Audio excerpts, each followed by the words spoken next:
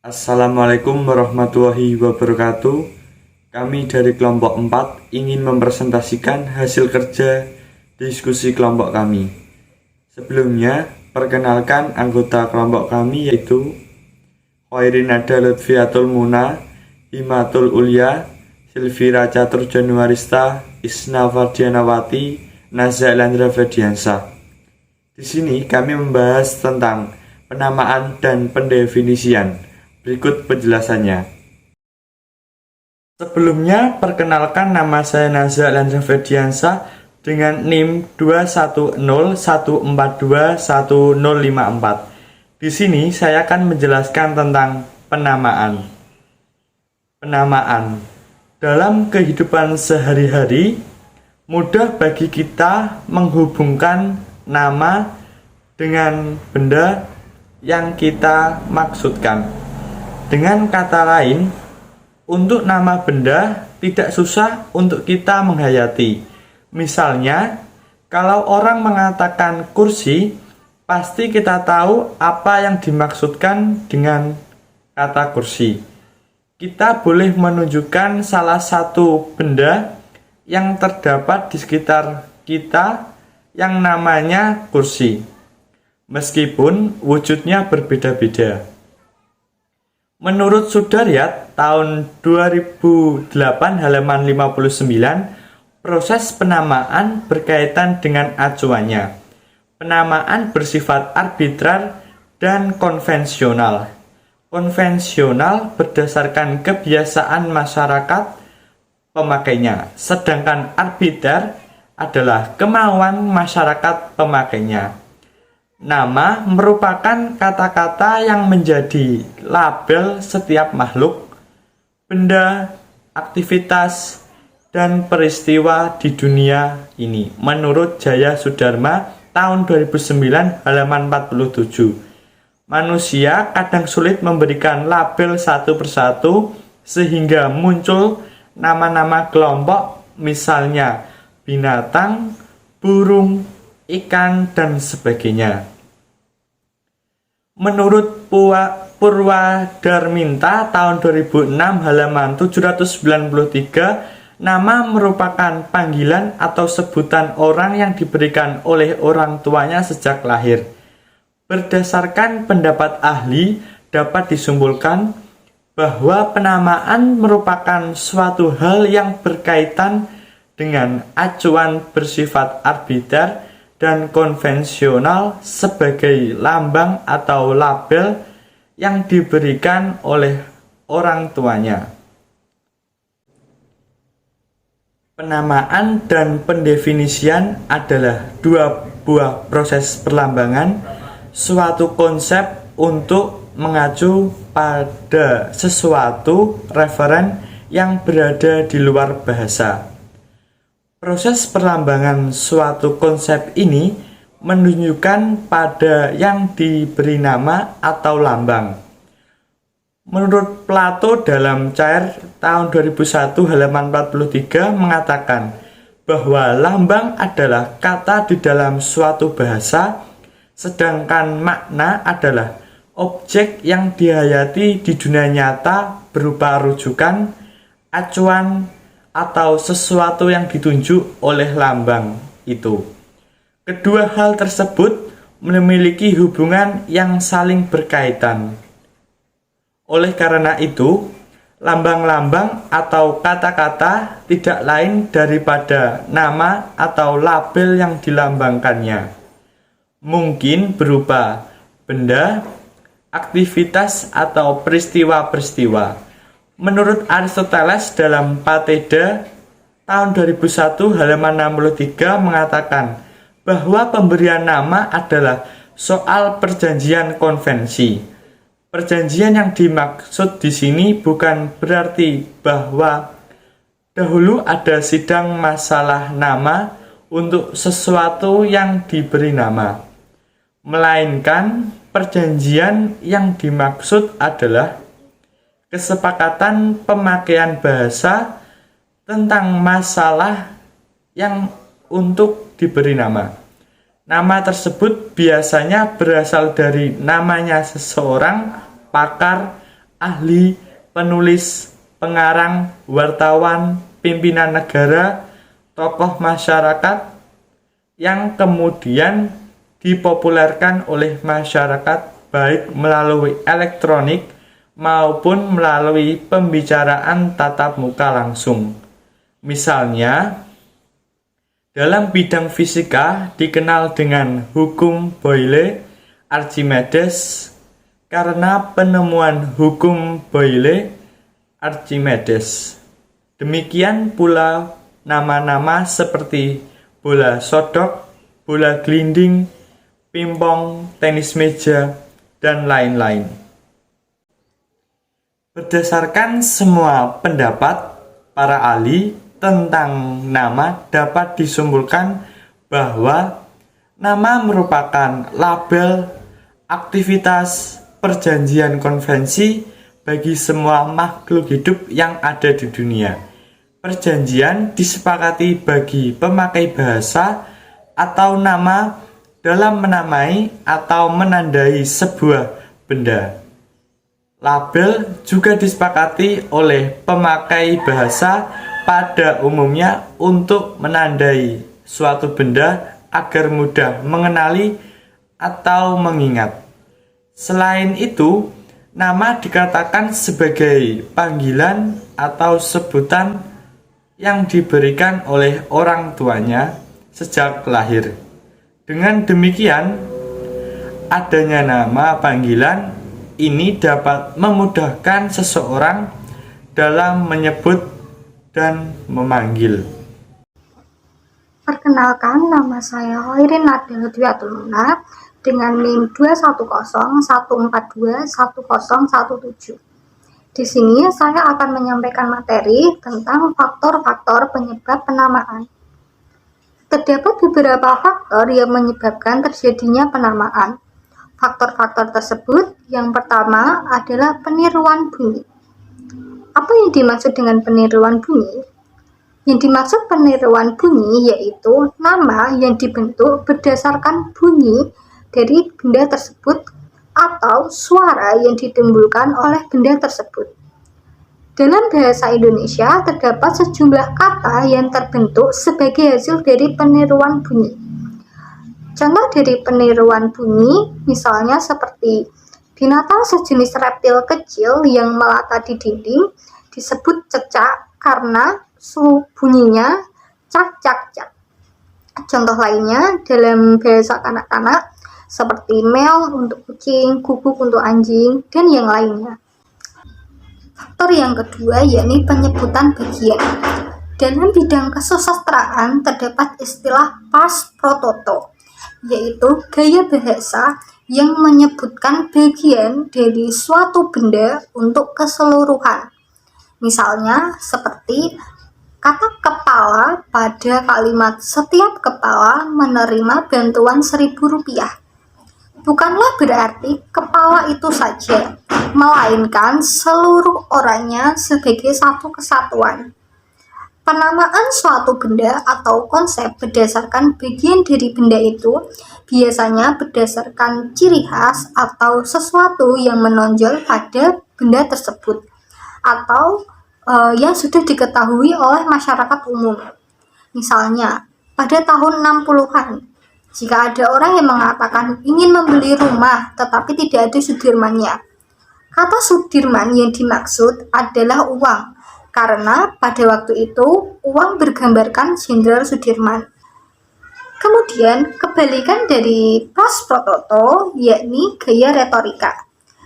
Yang itu gaya retorika yaitu menyebut keseluruhan untuk sebagian. Misalnya jika dikatakan Indonesia memenangkan medali perak di Olimpiade, maka yang dimaksud hanyalah 3 orang atlet panahan atau orang atlet yang mengikuti Olimpiade tersebut. Begitu pula jika dikatakan semua perguruan tinggi ikut dalam lomba baca puisi. Yang dimaksud hanyalah peserta-peserta yang mengikuti lomba baca puisi.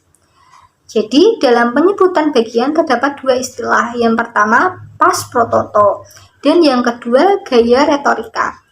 Pas pro toto yaitu menyebutkan bagian dari suatu benda untuk keseluruhan. Sedangkan dari retorika menyebut keseluruhan untuk satu bagian. Faktor yang ketiga yakni penyebutan kata sifat. Hampir sama dengan pas prototo. Penamaan berdasarkan faktor penyebutan kata sifat adalah penamaan berdasarkan ciri makna atau kata sifat yang amat menonjol atau sifat khas yang ada pada benda atau suatu hal tersebut. Sehingga akhirnya kata sifat itulah yang menjadi nama dari benda tersebut. Misalnya, orang yang sangat kikir lazim disebut si kikir atau si bahil. Kemudian anak yang tidak dapat tumbuh besar disebut si kerdil, dan orang yang tidak mempunyai rambut atau botak disebut si botak. Kemudian faktor yang keempat yakni faktor penemu dan pembuat. Yang dimaksud adalah penamaan yang berdasarkan pada nama penemu atau nama pembuat dari benda atau suatu hal tersebut. Banyak sekali kosakata dalam bahasa Indonesia yang dibuat berdasarkan nama penemu atau nama pembuatnya. Misalnya, mujair atau mujair yaitu sejenis ikan laut air tawar yang mula-mula ditemukan dan diternakkan oleh seseorang yang bernama Mujair di Kediri, Jawa Timur. Contoh lainnya seperti kata volt. Volt yakni nama satuan kekuatan listrik. Nah, kata volt ini diturunkan dari nama penemunya atau penciptanya yakni Volta, seorang sarjana fisika dari Italia. Kemudian selain dari nama pembuat dan nama penemu, dari peristiwa sejarah juga banyak kita dapati nama orang atau nama kejadian menjadi kata umum. Misalnya seperti kata boykot, Bayangkara, Laksmana, dan sebagainya. Kemudian pada kata aqua, ketika kita ingin membeli air minum dalam kemasan, pasti kita akan berkata, Pak, beli aqua 1 botol, Bu, beli aqua 1 botol, atau Mbak, beli aqua 1 botol. Nah, padahal di toko tersebut tidak ada air minum kemasan yang bermerek aqua, tetapi penjual tersebut pasti mengerti yang kita maksud dari aqua adalah air mineral.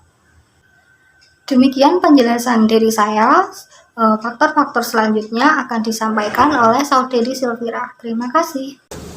Poin selanjutnya yaitu poin kelima, tempat asal. Sejumlah nama benda dapat ditelusuri berasal dari nama tempat asal benda tersebut.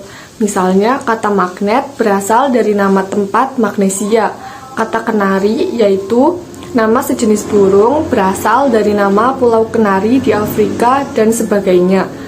Banyak juga nama piagam atau prasasti yang disebut berdasarkan nama tempat penemuannya seperti piagam Kota Kapur, prasasti kedudukan bukit, piagam Telaga Batu, dan piagam Jakarta.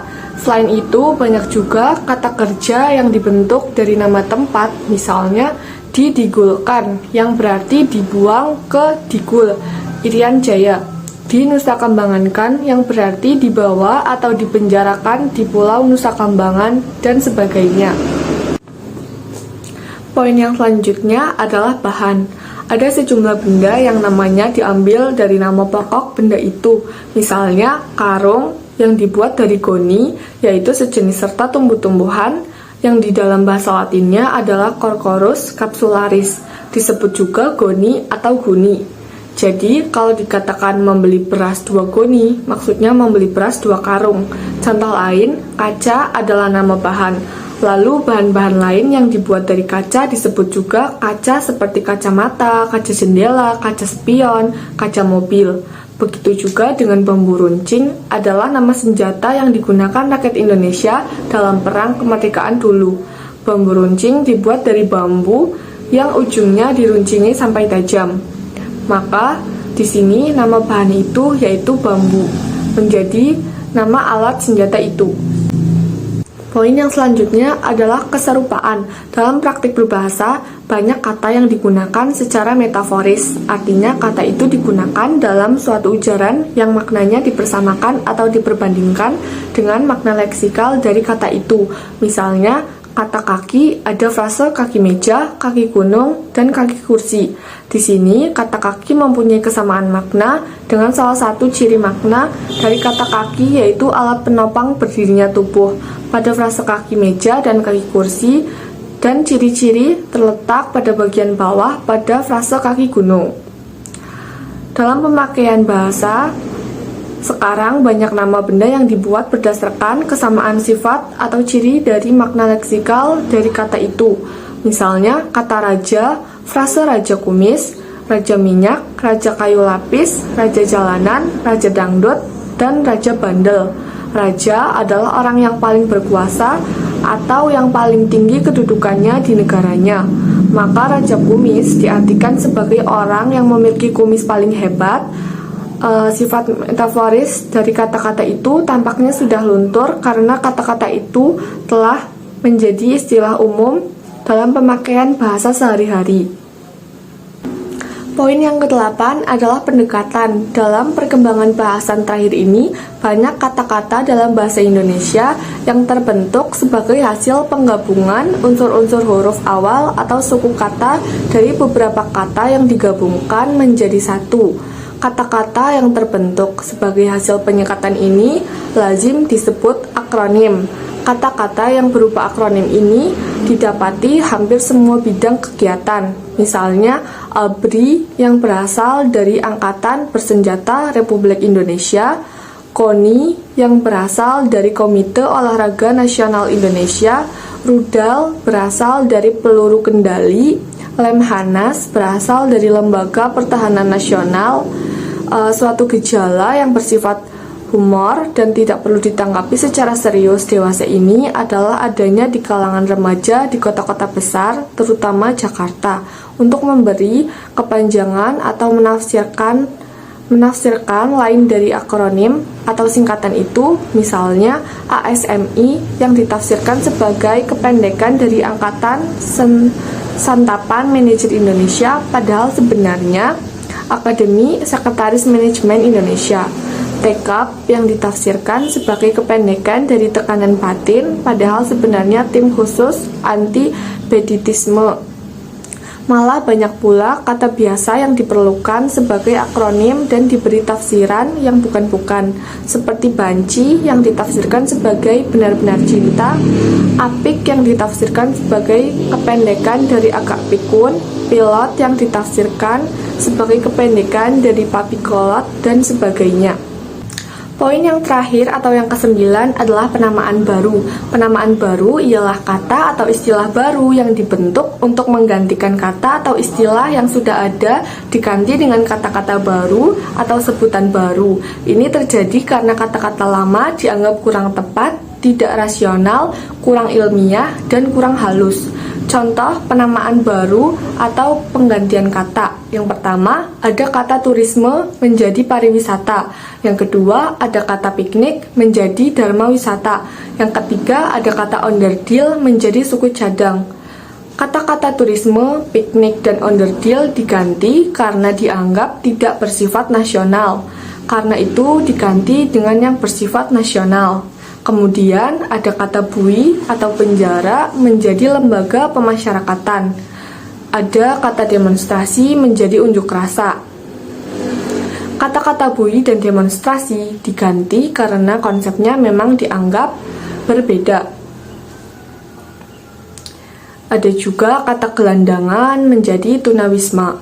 Kemudian ada juga kata pelacur menjadi tunasusila. Dan ada kata buta atau buta huruf menjadi tuna aksara. Kata-kata gelandangan, pelacur, dan buta huruf diganti karena kurang halus atau kurang sopan. Baik, perkenalkan saya Isna Fardianawati dengan NIM 21014210048. Di sini saya akan menjelaskan materi mengenai pengertian pendefinisian. terdapat beberapa pendapat ahli mengenai pengertian pendefinisian. Antara lain, yang pertama, pengertian pendefinisian menurut Hare, tahun 2013, halaman 53.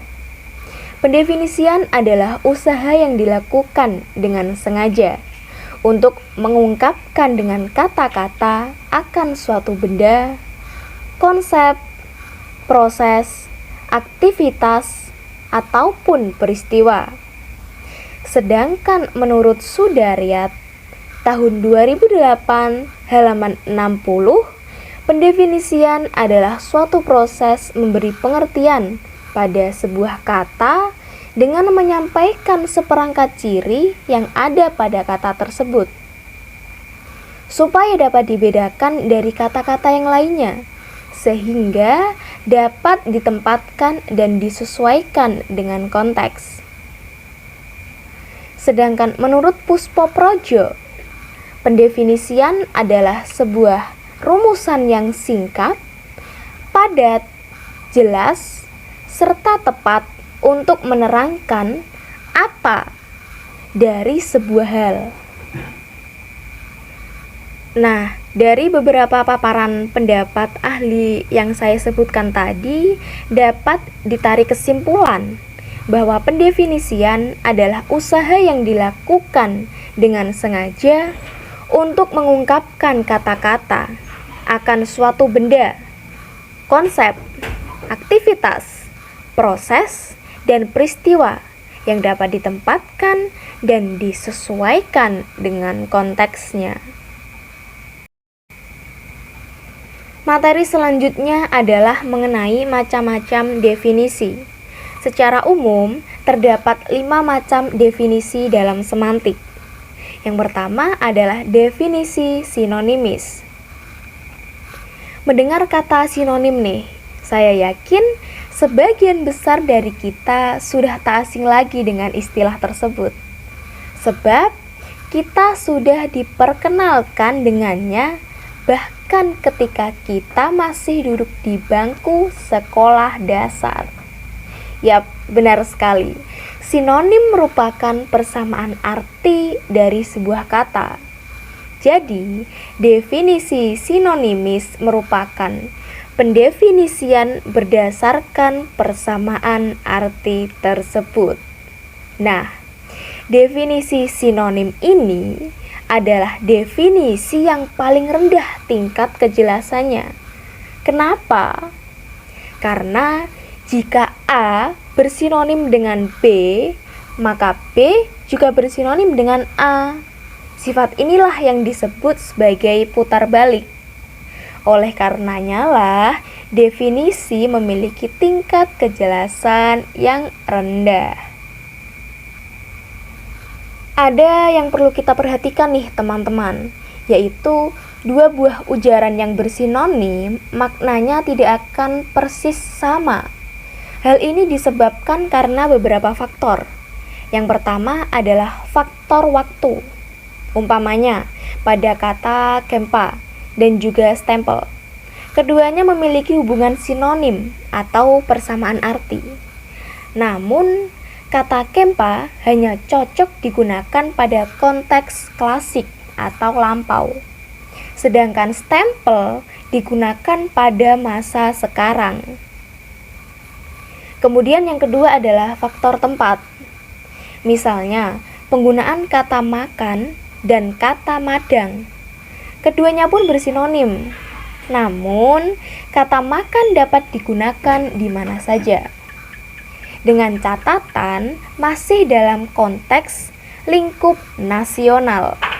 Sedangkan kata madang, penggunaannya hanya cocok digunakan pada daerah Jawa, terkhusus Jawa Tengah. Selanjutnya adalah faktor keformalan. Misalnya pada kata uang dan juga kata duit, yang mana sama-sama memiliki persamaan arti. Namun, kata uang itu dapat digunakan dalam ragam bahasa formal maupun non-formal. Sedangkan kata duit hanya dapat digunakan dalam ragam bahasa non-formal. Lalu yang keempat, ada faktor sosial. Misalnya penggunaan kata saya dengan kata aku. Kata saya dapat digunakan untuk berbicara dengan berbagai latar belakang sosial yang berbeda. Namun, kata aku atau bahkan kata gue hanya dapat digunakan untuk berbincang dengan teman sebaya atau orang yang sudah akrab dengan kita. Dan yang terakhir adalah faktor bidang kegiatan. Umpamanya pada kata matahari dan juga kata surya. Kata matahari ini dapat digunakan dalam kegiatan apa saja. Artinya dapat digunakan secara umum. Sedangkan kata surya hanya dapat digunakan dalam ragam bahasa yang khusus saja. Contohnya pada ragam bahasa sastra ketika mencipta puisi, misalnya Sang Surya ataupun bidang keilmuan lainnya. Saya Himatul Ulia dengan NIM 2101420118 akan melanjutkan penjelasan dari Saudari Isna. Definisi formal.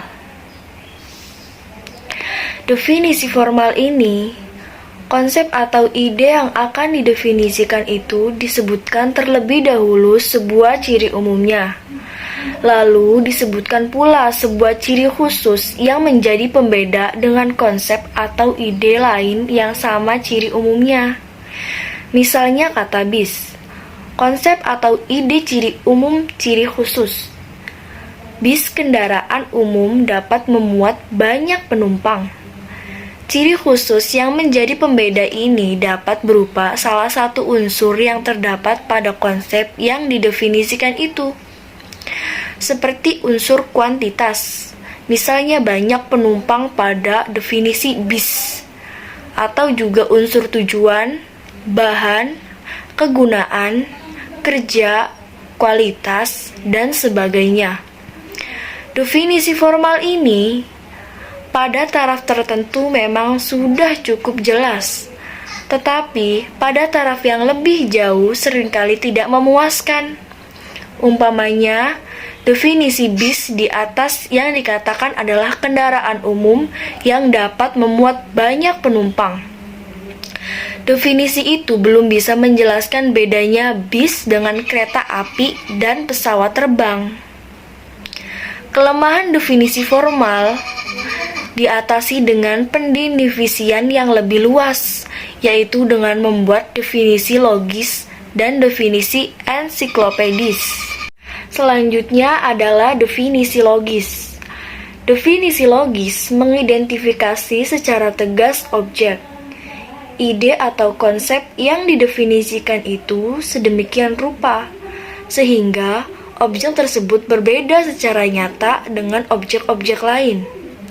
Definisi logis ini biasa terdapat dalam buku-buku pelajaran, dan karena itu sifatnya agak ilmiah. Contoh, air adalah zat cair yang jatuh dari awan sebagai hujan, mengaliri sungai, menggenangi danau atau lautan, meliputi 2/3 bagian dari permukaan bumi, merupakan unsur pokok dari kehidupan. Campuran oksida hidrogen H2O tanpa bau, tanpa rasa, dan tanpa warna, tetapi tampak kebiru-biruan pada lapisan yang tebal. Membeku pada suhu 0 derajat Celcius, mendidih pada suhu 100 derajat Celcius, mempunyai berat jenis maksimum pada 4 derajat Celcius. Selanjutnya, definisi ensiklopedis. Definisi ensiklopedis lebih luas lagi dari definisi logis, sebab definisi ensiklopedis ini menerangkan secara lengkap dan secara cermat akan segala sesuatu yang berkenaan dengan kata atau konsep yang didefinisikan. Contoh, air adalah persenyawa hidrogen dan oksigen, terdapat di mana-mana, dan dapat berwujud. 1. Gas seperti uap air. 2. Cairan seperti air yang sehari-hari dijumpai. 3. Padat, seperti es dan salju. Air merupakan zat pelarut yang baik sekali dan paling murah. Terdapat di alam dan keadaan tidak murni. Air murni berupa cairan yang tidak berbau, tidak berasa, dan tidak berwarna. Pada suhu 4 derajat Celcius, air mencapai maksimum berat jenis, dan 1 cm per 3 beratnya 1 gram. Didinginkan sampai 0 derajat Celcius atau 32 derajat Fahrenheit. Air berubah menjadi es yang lebih ringan daripada air. Air mengembang sewaktu membeku bila dipanaskan sampai titik didih 100 derajat Celcius atau 212 derajat Fahrenheit. Air berubah menjadi uap. Air murni bukanlah konduktor yang baik. Dia merupakan persenyawa 2 atom hidrogen dan 1 atom oksigen. Rumus kimia H2O, kira-kira 70% dari permukaan bumi tertutup air. Manusia, binatang, dan tumbuh-tumbuhan memerlukan air untuk hidup. Tenaga air mempunyai arti ekonomi yang besar. Selanjutnya, definisi operasional. Definisi ini dibuat orang untuk membatasi konsep-konsep yang akan dikemukakan dalam suatu tulisan atau pembicaraan. Oleh karena itu, sering disebut juga definisi operasional. Definisi ini hanya digunakan untuk keperluan tertentu, terbatas pada suatu topik pembicaraan. Umpamanya, yang dimaksud dengan air dalam tulisan ini adalah zat cair yang merupakan kebutuhan hidup manusia sehari-hari, seperti untuk makan, untuk minum, mandi, dan mencuci. Yang dimaksud dengan air dalam pembahasan ini adalah segala zat cair yang terdapat di dalam tumbuh-tumbuhan, baik yang ada dalam batang, seperti air tebu, maupun yang ada di dalam buah. Kesimpulannya adalah terdapat perbedaan antara penamaan dan pendefinisian.